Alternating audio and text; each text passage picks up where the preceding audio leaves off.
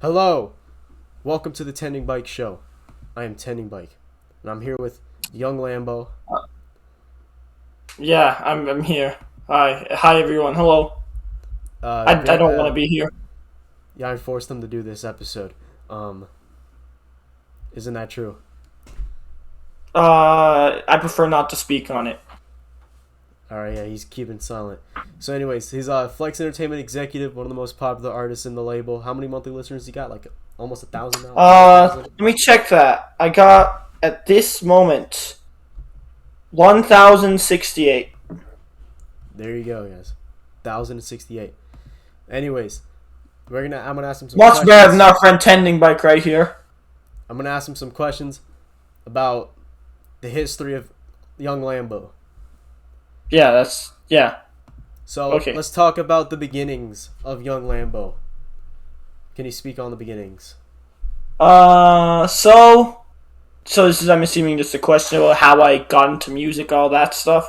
Yeah.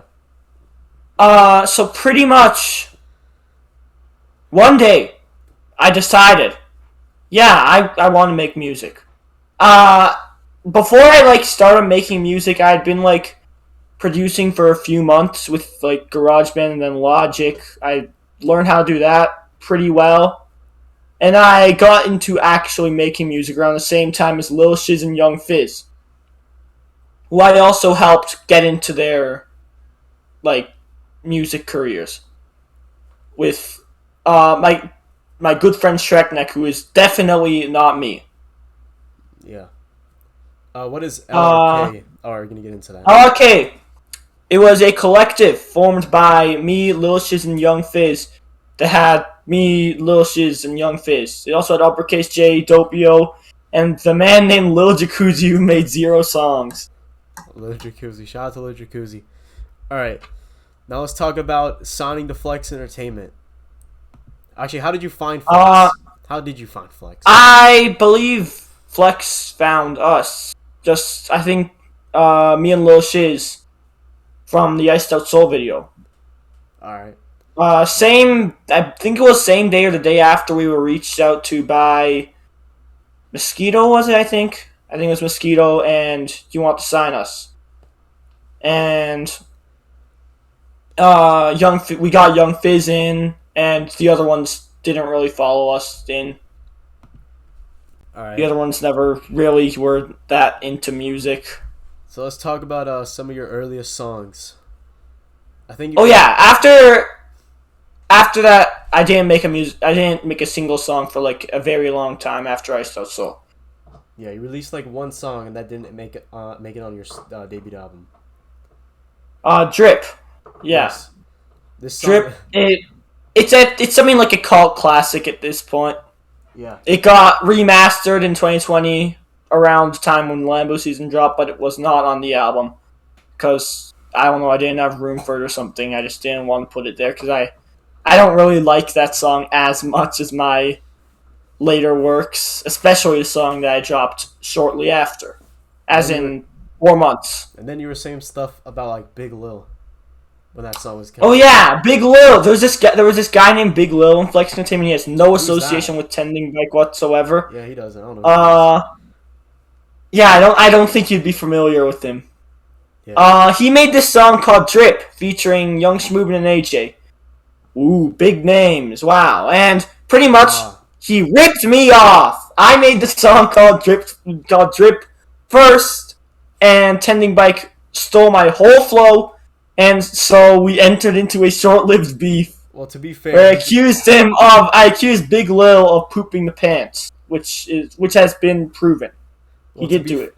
To be fair, his song did release in April of 2019, and yours released way later in 2019. Wait, you did? Yeah. My bad. You still ripped me off, though. I had the idea first. And I had had the idea for Drip since January, so he ripped me off. The covers are also kind of. The covers are very similar as well. Yeah. So next, we're gonna talk about executive producing for Shizzle Wiz and Fizz Pop. I don't know. Actually, he didn't do that. That was Shrekneck, wasn't it? Oh yeah, that was Shrekneck. But idea-wise, yes, I did help a lot. I worked with them on their lyrics and their track lists. All right, Uh, and they're of course entirely produced by Shrek Neck. I'm not Shrek Neck though. I couldn't be. yeah. So next, we're gonna talk about your debut album, Lambo Season. What was the process of recording it? What was the rollout like? Uh, Process of recording it was very rough. It was, yeah, the album was technically in production since December 2019 because that's when Friesen dropped, which was my second single and definitely my most popular single to this day. And definitely like my probably my most well received to this day as well. Many people praise it for being many people consider it one of the best Flex songs ever. Uh so yeah, that was the first thing I technically recorded for, but I wasn't really recording for an album then. I just made the song. And the album really got into production summer 2020. I think the first song I finished actually was Onions, but Onions was actually supposed to be the single instead of Duel of the Fates. But I was left waiting for a little squeaky feature for too long. And I'm pretty sure it took a while to get that little mosquito disease feature. oh, that we'll get to that. So the single ended up being Duel of the Fates featuring Lil Toyota, which I honestly think was a much better single than Onions and a much better song than Onions. And yeah, that song kind of revitalized my career. I was not very well known or well loved in Flex before that, or just in general. And that song really it boosted my popularity and my reputation, and kind of it revived my career. And music video was yeah, same story. And next up, I feel like this is something that kind of got like forgotten. Sand off Lambo Season was also a single. I remember. It was a SoundCloud exclusive that I uploaded on 2 a.m. on a Saturday, Yeah. and yeah, it was just there. Nobody really cared. And then for a couple months, yeah, I was working on the album. Took quite a while for 2 individual features, or 3 actually. There were 3 features that I was left waiting a long time for. Number 1, Lil Mosquito Disease. I was left waiting. Mosquito, I think, sent his feature in the week before the album dropped. And as you can tell by the feature, it was like interesting. He was just him talking, and I did make a comment about how long it took on the song. That was the last feature I got. Yeah, I think. Then there was also I was also left waiting a long time for the Young Garfield and John features. No coincidence. It's completely a coincidence that I was waiting for both of those. Yeah, I was left waiting a long time for them. I had to make some very bad deals with Young Garfield to get him to record. I will not go into detail about that. And yeah, eventually just got the album done. Lil Squeaky conveniently mixed the whole thing, which I believe I asked him to do July, something like that. I mean, definitely before Duel of Fates dropped, because that was mixed by Squeaky, and I think he was a bit hesitant at first, but he mixed it, and yeah, that's how the album turned out. All right. Now, I don't know I don't know for sure if I can recall correctly, but don't you have like a record of Mosquito taking a while to send features? Or was it just like Just Mosquito taking a while to send features. Uh, as for the, I believe, only other feature I've got from Mosquito, which was on Swamp Forever, the dungeon, I honestly don't remember. I mean, it took him a while, but it didn't take him, like, until the week before the album. He got done faster than Lambo Season, and he obviously actually did the verse as, like, a verse. but it took a while, but it was not nearly as long. Alright. So, Die Very Rough is going to be the next topic. Right here. Alright, so that was an interesting just period in my career. I was coming high off of Lambo season. And then I decided to drop the original version of the Cartel EP. The Cartel EP is known as one of my worst projects ever. And I don't disagree, honestly. And, well, the original version was quite different. It had 4 songs, I believe.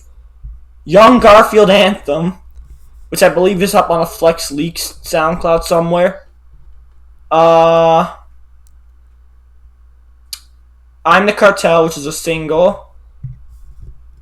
Dropped a few weeks after Lambo season. Howard Hamlin diss track, which made it onto the new Cartel EP. And Drip Remastered, yeah, that one was... I talked about that already. Those are the 4 5 songs, actually. The 5th song was Die Very Rough. So what was the backstory of the Die Very Rough So, cover? pretty much, what I did with Die Very Rough was... This is kind of a stupid decision.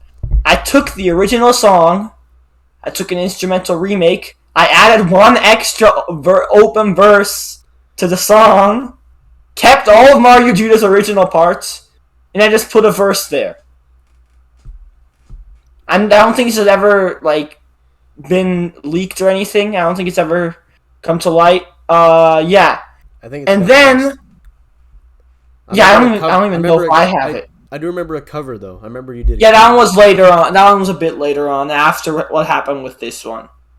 And pretty much what happened with this one was it was a weird situation. So I distributed the Cartel EP, and it was ready to go. And DistroKid actually sent it to stores before I decided to cancel the EP.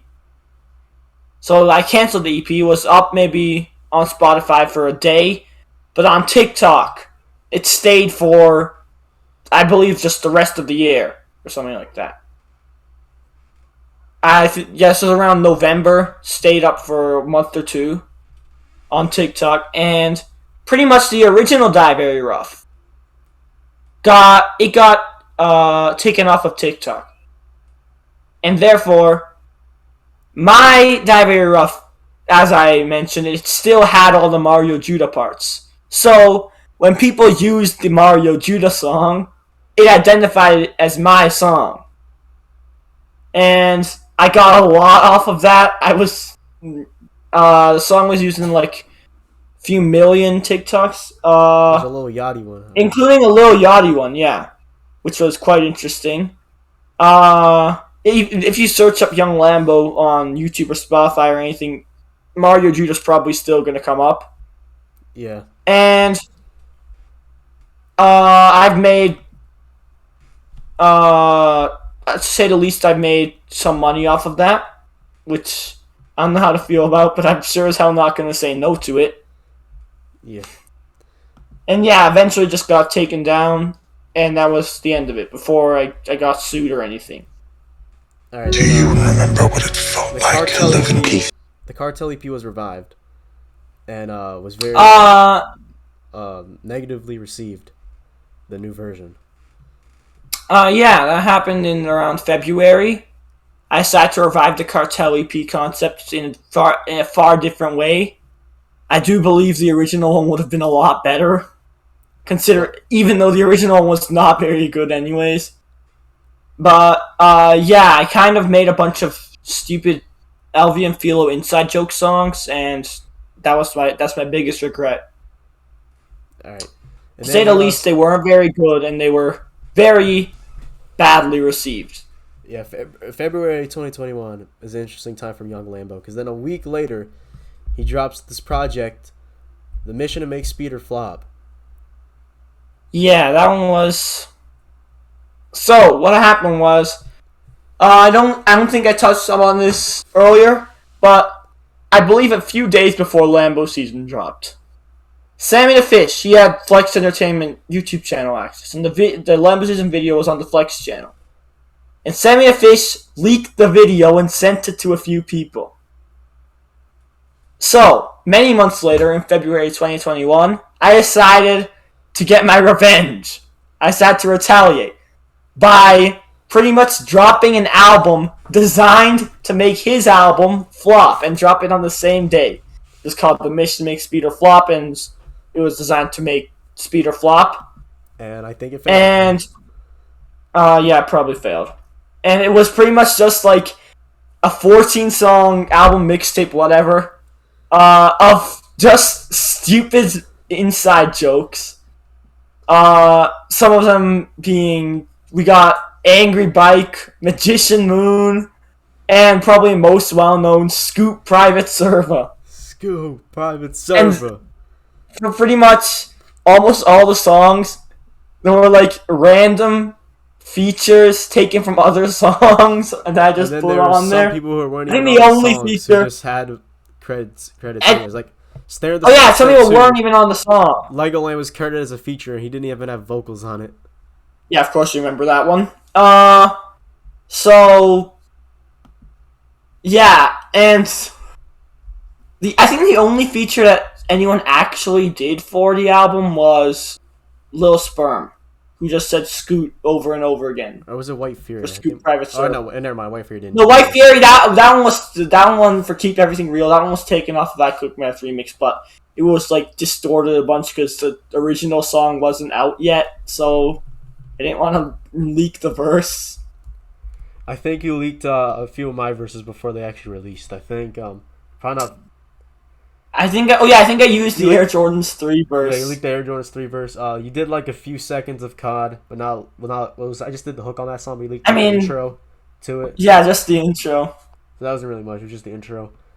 And then there's one. I don't know what other verse. The other verse probably was released already. It was on. I think it was Minecraft Textures. That one was. I don't even remember where I took that from, but I think it was released. All right. So then. I think it was it might have been a shop intro, or maybe I don't know. I think it was one of the takes I did for Guap. Oh yeah, I think it was. Yes. And the next thing I want to talk about, you have executively produced one album. Well, I guess Shiz and Fizz. So 3. Yeah. The other one I produced is your album, my debut. The Shop. That's true. So pretty much, I don't want to take too much credit, but I feel like I was behind many of the ideas on the album. Yeah. And I produced, or not me, Shrekneck, my bad. Shrekneck produced quite a few songs, and I ended up mixing the whole thing. Yeah. Which, in the case of one of the songs, didn't turn out too well. Which one? Air Jordans 2.5. Oh yeah, that one. Yeah, that song overall was a disaster. That song was added in last minute. That was a last minute song. But hey, it was better than the alternative. The shop intro. Yeah, it was way better than the shop intro. The shop intro was probably the worst song I've ever heard. There was 2 other songs that were playing on there. It was that did release. There was the Galaxy song and that Watches on Me song I did with Fury and Wild West. I don't know what happened. Watches on Me, nobody really remembers that song. Galaxies remember for being bad. And having, having 2 other sequels. And having like 2 other sequels for no apparent reason. Because I thought I thought it would sound better if it was. Yeah. You just have to keep changing the beat. No, the beat. Okay, the beat was the beat on Galaxy 1 was different. The beat of 2 and 3 were the same. I just mixed it. I just changed the vocals. I re-recorded every time, and I kept Legoland's part this exact same. That's basically what it was. So now let's talk about Swamp Forever. Wait, is like your voice coming through my mic? I think I did hear a bit of echo. Headphones ran out. My headphones died. I'll just turn down my volume a little bit. All right, so you were saying? So now, your second or third, whatever, album, Swamp Forever.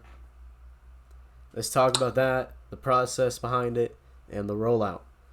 I'm sorry, but you missed a critical project in my career. Which one? You missed Hood Guy In. I know Hood Guy. You missed Hood Guy Out EP. So I'm gonna have to correct you for that. It's my deepest, probably my magnum opus. Hood Guy 3 Out. amazing songs. My greatest work to this day.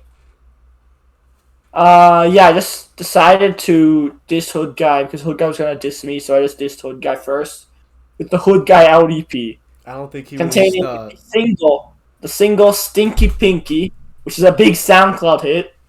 I don't think he Uh, released his response EP. I think he was making an EP called like Lambo, oh yeah, he was gonna make an EP, but then I dropped mine first. and then he never released Uh, his. No, I don't think he ever released his. Yeah, he didn't release his. I don't remember it coming out. Yeah, he never did. Yeah, so it was the 3 songs. So it was the lead single "Stinky Pinky," a big underground SoundCloud hit. Then there was "Stinky Pinky," the sequel, and then there was "Hood Guy Out," the song. Yeah, nobody really remembers this project. I can see why you forgot it. Yeah. All right, now Swamp Forever. Swamp Forever was my. I mean, some people will say third studio album, but I prefer to think of it as my second. So pretty much with the production of Swamp Forever, it was once again pretty rough. So the first song recorded was also the first song released in Jump, which people kind of forget was actually the first single for the album. Yeah, it was made in a day as an inside joke song with Dodgers and Lil Squeaky. But it's a great inside I song, forget I'd why say. it was made. What was the in jump thing all about? Oh yeah, so there was Lil Squeaky's song "In Bloom." One day Dot Jitters was in Takes and Tears, talking about how the grammar was wrong for "in bloom" since bloom is a verb, and so you can't be in bloom. That'll be like saying you're in jump, and that's where the song idea came out. That's where the song idea came from, and so I announced "In Jump" featuring Dot Jitters and Lil Squeaky dropping that night. The same night. Yeah. Anyways, back to whatever else is to talk about with Swamp. And then it's the Swamp Forever. Then the one that people normally think is the first single, the one that comes to people's minds. That was the Bad Bitch. That song was. It was. People probably remember it more because I made a music video for it, which is like the only time my singles tend to do super good. And yeah, I would say it was pretty good, but it hasn't held up that well, I'd say. Yeah, that's like all there is to say about that. And yeah, the rest of it, I'm not sure what else there is to say about the production of the album. It went pretty normally, I'd say. The album was mostly recorded between just during June and July. And yeah, I set the strict deadline of August 10th for all of the features since I really wanted to drop it. August 20th was my planned release date for over a year. I see. And For that reason I had to make some cuts actually because I was left waiting too long for a Big Baller B verse. Which I never got. Or He was supposed to be on the dungeon. Oh, the dungeon, alright. I also scammed Emily Fincham into thinking I paid for her feature when I never did, and then she just never did it anyways. How'd you get the Ashy feature though at the last track? He's pretty easy to get featured song. You ask him on Instagram. At least he was last year. I don't know about now. I haven't really heard of anyone who got an Ashy feature recently.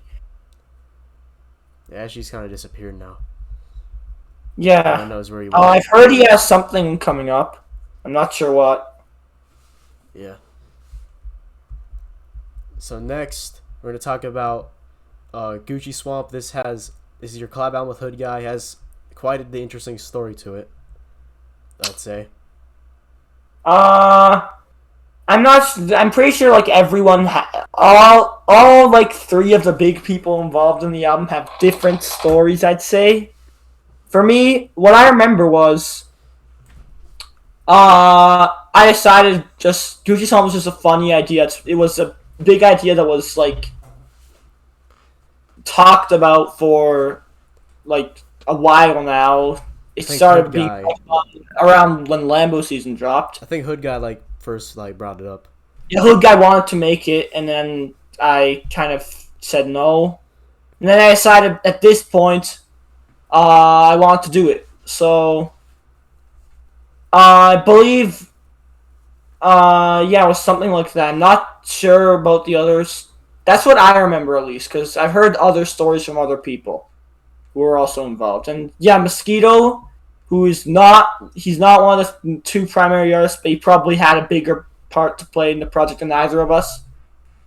He was the executive producer, and he kind of put the whole thing together.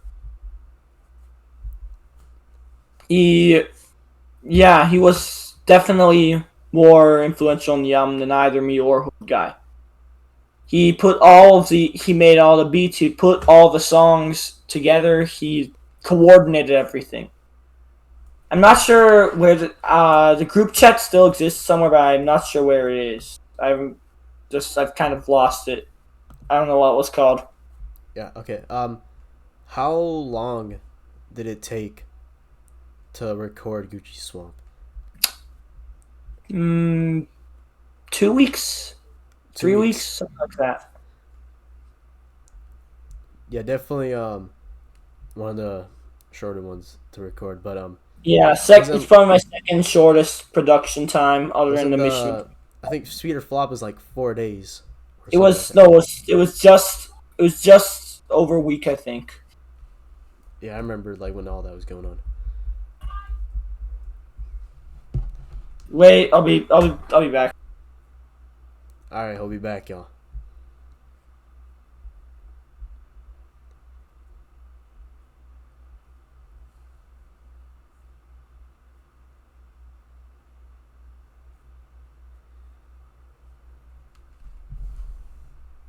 All right, I'm back.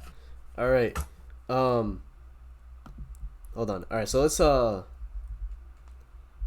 I'm not sure if there's anything else we need to say about Gucci Swamp. I think we've said everything. Yeah, I think it was It was an interesting little thing. All right. Now, I just want to bring up basically the whole year of 2022 for you. Yeah, it's been a rough year so far. For a while, I didn't release anything. First 3 months, I didn't release anything. Then the fourth month, I come out with on April 1st, I come out with the hit song, I'm a Dog. One of my greatest songs, honestly.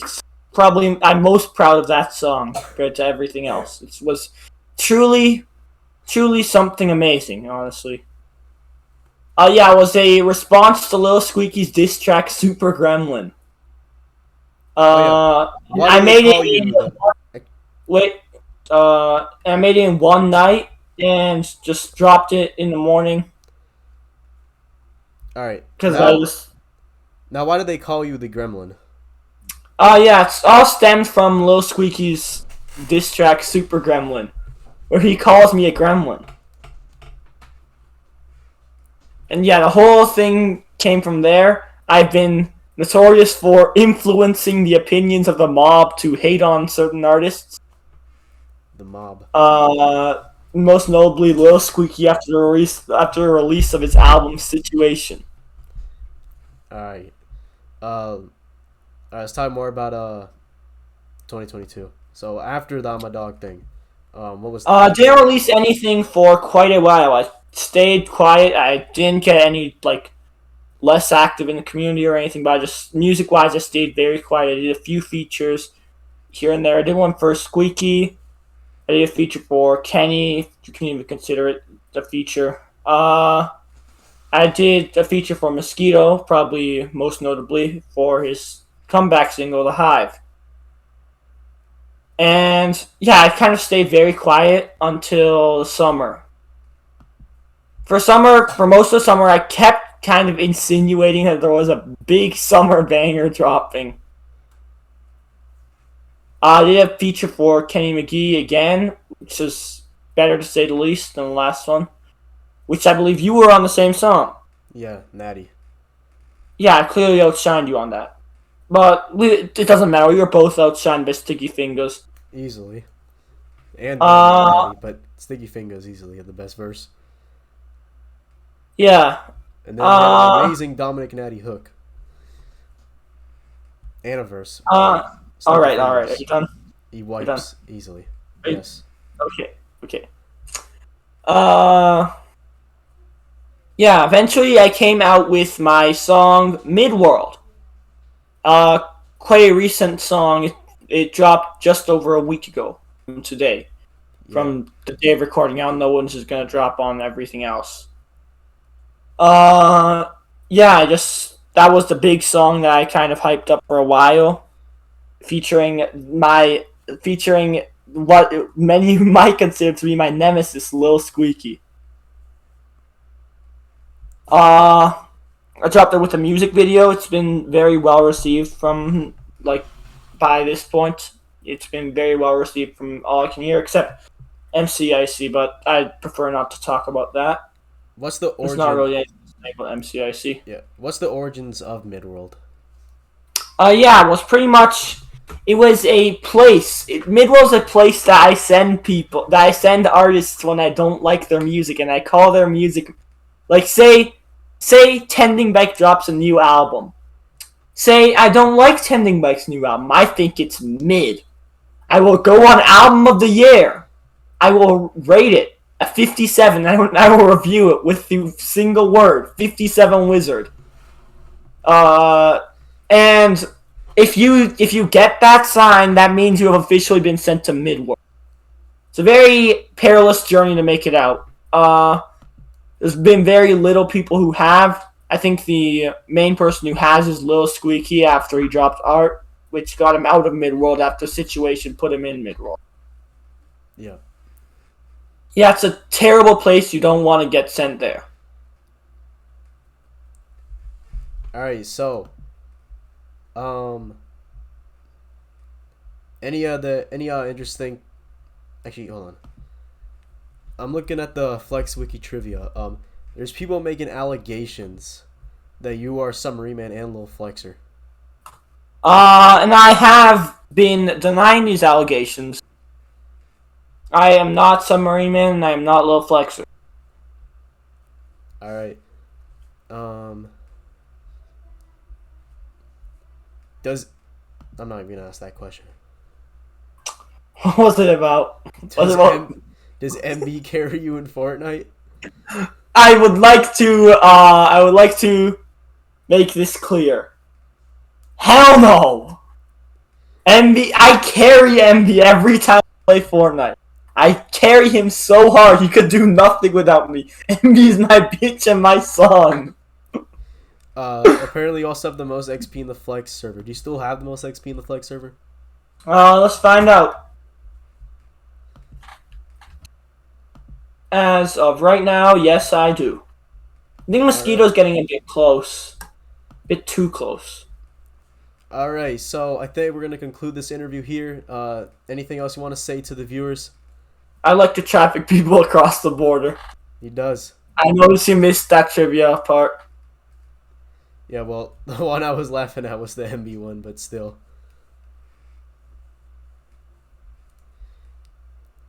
Anyways, also, yeah, stream Midworld.